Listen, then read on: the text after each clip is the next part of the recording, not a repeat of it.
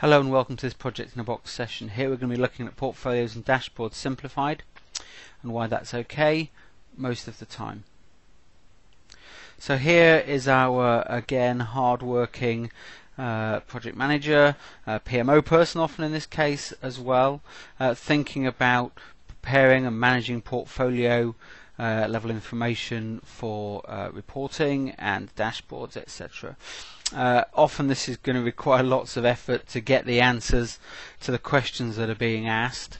There's a big problem with consistency of data coming from the various projects usually, and what we get as outcomes from tools is often very focused on standards, task risk issues, finances, etc., and it lacks the uniqueness of each project. It doesn't bring out the things that are there for each particular project that makes it a unique activity. So let's have a think about the sort of things we're going to have to do. We've got a project. In fact, in our organisation we're going to have lots of projects. Here's just an example of a range of different types of projects. They might all have slightly different aspects to them, size and cost and riskiness and novelness and the topics, etc., who's managing them, all that sort of thing. And we're going to have to group them together for different audiences to reporting information on them. So we might want to group together our IT projects, we might want to group together the projects that have been done for the marketing department. We might want to group together all projects that are over a certain value, and we may also want to group together all the projects that the CEO always asks us questions about. Those are the sort of things that people are interested in. And these projects can come from different sort of places. So we might have this collection of 6 or 7 projects that are IT projects.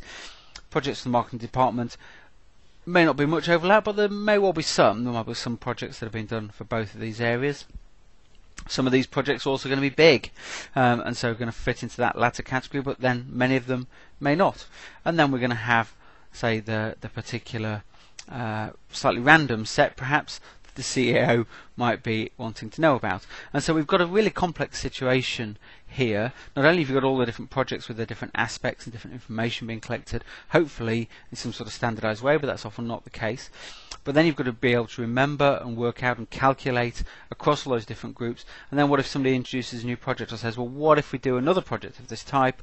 Or what if this project moves from one auspice to another? How are we going to restructure that? That's all manual number crunching regularly, and that costs a lot of money, takes a lot of time, and is very frustrating when somebody then wants a slightly different question asked to the one they asked last time. So in our last session we talked about project reporting, and we looked at how we can get out standardized project reports for each of our projects based around standardizing in the method template. So we've got different properties that we're gathering, we've got different task risk issue information, we've got bringing customized data for particular projects from spreadsheets, etc., charts and images, and data tables and properties, etc. So we can standardize that, that even for different types of projects, different technical spheres, etc., we can have some standardized content, and we can have some unique content for each of those projects. And what we're going to talk about this session is taking that from a set of projects and grouping that into portfolios. So let's have a look at all that within Projects in a Box then. What I've got here is a collection of projects in this system. I've got about 150 different projects built using different methods, different data assembled for them, lots of different types of projects. And I can click on all projects and see all of them. But actually what I've got grouped here is portfolios of projects. Now, as far as we're concerned, a portfolio is just a collection of projects. It can be all the projects in a particular program, if required. It can be all the projects that have been done for a particular department, as we've got here.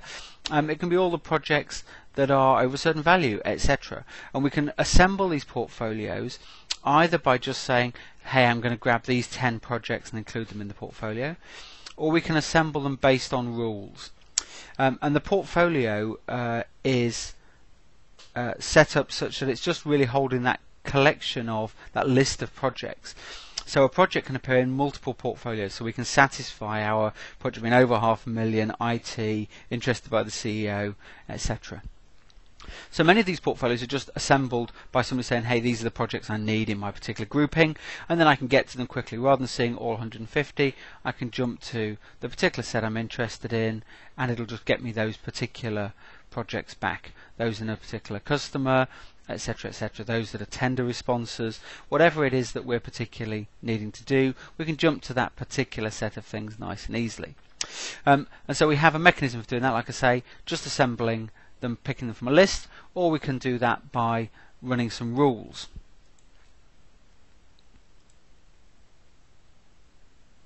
So here's my portfolio form, and if I'm interested in a set of portfolios, a set of projects for say the marketing department, I can see who's got access to see that particular list and operate on it, and I can see which projects I've chosen to put in it. These ones have just been dragged across from the general list into the specific area. But other portfolios are going to be assembled on the basis of rules, as this one is here. So here's our rule form for this particular portfolio. I'm interested in being able to see very quickly any portfolios where I am not the manager, which are not currently completed, but have open issues of greater than 3. So here we're using the properties, the same things we looked at in projects. These are things that you can customize quite heavily, things the database can assemble for you automatically, like the number of risks or the end date or start date of the project, number of issues, cost of it, etc. Properties that you can fill in yourself, such as project managers, statuses, etc., and things that you can automatically assemble from spreadsheets, such as cost information, benefit values, things of that type. So using these combinations of rule elements and the properties, it's narrowed the things that match my particular requirements down to these 4 projects here from the 150 odd that were there. So I can build really quite complex rules if I want to into this format. I can have different rules saved, and I can use them in combination for different particular portfolios. So I don't have to remember when we create a new project or a project increases in value to remember to go and put it in the £500,000 group. That'll be done automatically by the rules redetermining that process for me. So now I've got my collection of projects here, portfolios. That makes it much easier to manage it. It's not an endless task of every time something shifts around a little bit, moving it from area to area. We can just, and if we've got a sudden need to answer a set of questions, such as we've got 300 projects running, which projects are due to finish in the next month, but have still got invoices outstanding of a certain value. Well, we can go and get that answer because we've got properties from our finances sheet about the amount of invoiced value or invoiced value outstanding. We've got end dates to our project. We can just go and set up a rule, bang, here's our list of projects. Now we can go and run some reports on them or investigate them in more detail via their documentation. So really easy to do all that. So let's go and have a look at running some reports against these. So here I've got my marketing department, and if I want to operate in a portfolio, I select one of the projects from within it. And now we'll see we have a sort of portfolio context here. I'm in a project, but I'm also operating in a portfolio. And now I can go away and run my report, and I have the option of running portfolio reports now as well.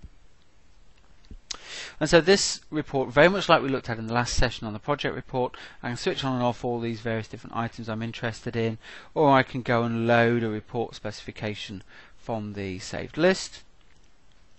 And this will set up exactly what I'm interested in returning: spreadsheets, quality information, risk information, issue information, finances, etc. When we think about task, risk, issues, resources, again that's coming from our centralized database, and so we can use the idea of a view, a saved view, to set that up. I've got some portfolio views here, so into the portfolio assembled report I've got some information about how I want to present the Gantt and risk and issue information. If I wanted to have project ones here as well, I could, and they would appear in the drill down project reports provided as part of the portfolio report set.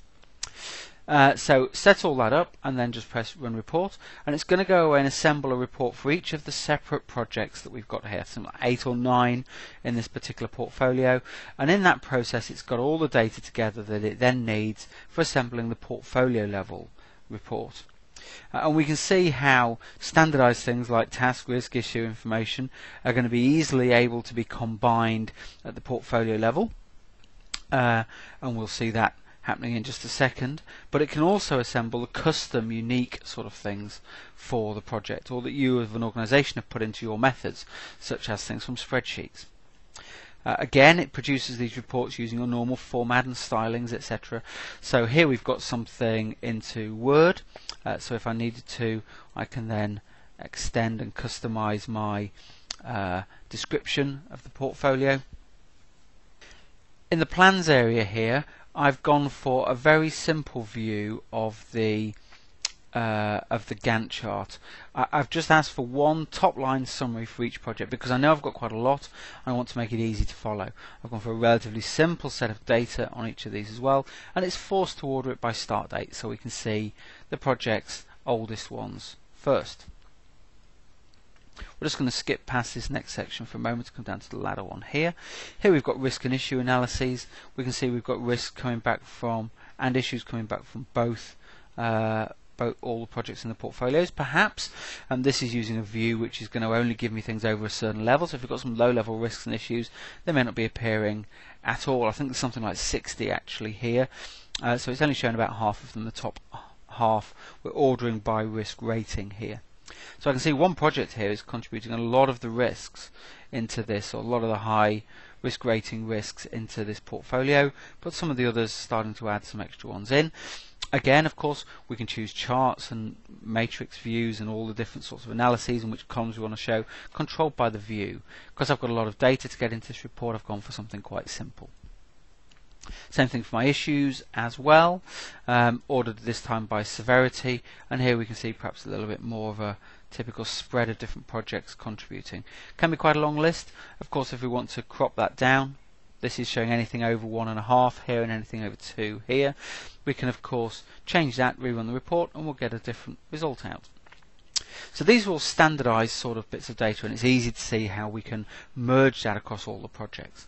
But also we can merge data coming from spreadsheets. So our finances information here is coming from a standard finances template held on each project in Excel. We have this block of data sent from each project separately. When the portfolio receives that, it's got an instruction to merge those blocks of data, and it's merging them in what we'd call a combine approach. So it's giving a resultant matrix that's the same arrangement as the one fed in. And it knows what it's doing in the first row of data is doing a count.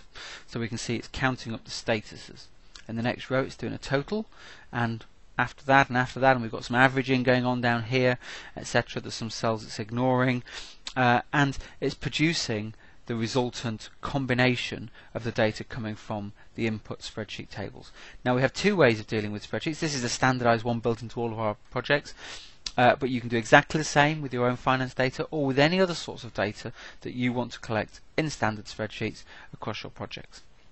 We also have a way of combining data from spreadsheets which isn't a combine but what we call an append approach, and so 5 of these projects are doing some extra reporting.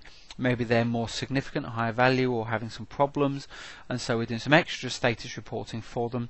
There's a spreadsheet collecting some data. It's in exactly the same format in each project, and each project will have a data block like this with a header and a row of data, or 2 rows of data in fact, for this project. And what's then happening is that's the same for each of these 5 projects. It's looked in all 8 or 9, but it's only found data from 5 of them. So it's merging those together, but this is using an append approach. So it identifies that the header is the same in each block, so it just appends the bits that are different. And so we've got each of our project sections dropped into here. It orders these by a particular column we've got arranged here. So we've got our corporate ones grouped together, our operational ones grouped together, etc. So that's an alphabetic ordering, but it could be numeric. People do things like ordering by severity of project or PMO rating, so you can rate your projects, and then obviously the highest, the most important ones come first. Things of that type. So this is widely used by customers to assemble their own unique bit of data reporting in Excel. It's in Excel, so everyone can do it. It puts the power into your hands, and you can then get those bits assembled into your reports nice and easily. It does it automatically for you. So here's our portfolio report.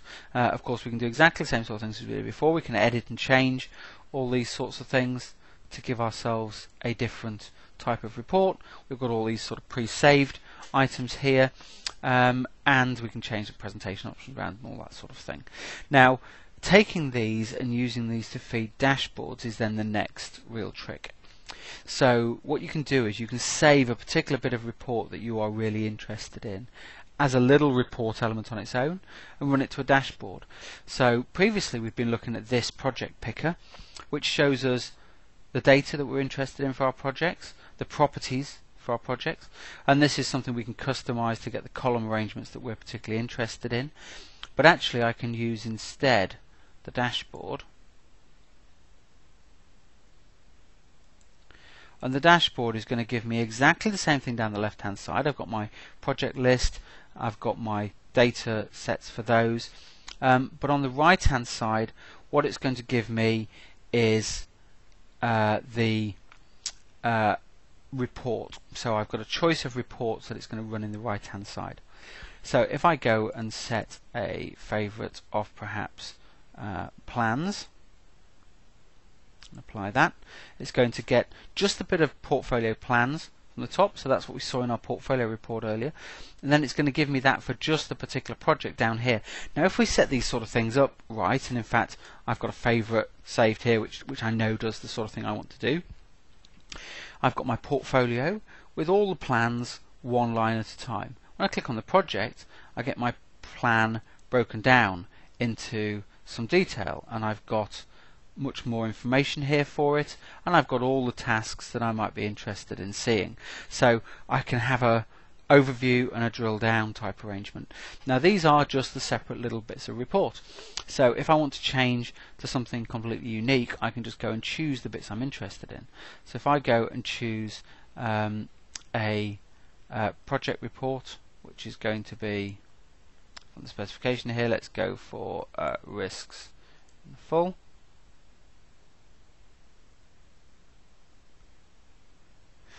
And at the portfolio level I can go for something else that I'm interested in.